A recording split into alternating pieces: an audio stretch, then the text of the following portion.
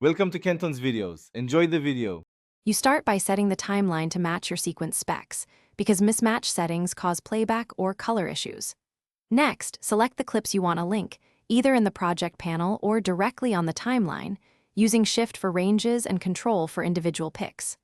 Once selected, make sure Snap is on so items align cleanly. This saves trimming time later.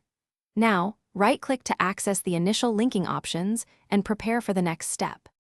Once clips are selected, right-click and choose Link to bind video and audio into a single selectable unit. This keeps edits synchronized.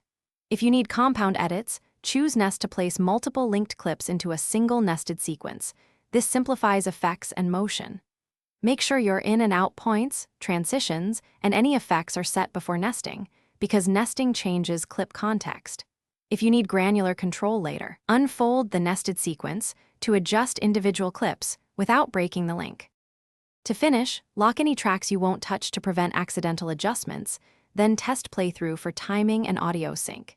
If something is mislinked, right-click and choose Unlink to separate specific parts, then relink only what you need. Make sure track targeting is correct when moving or inserting clips, and verify audio channel assignments if sync drifts. If problems persist, toggle Render and Replace for complex effects, because rendering can reveal. Thanks for watching. Consider subscribing if we helped you.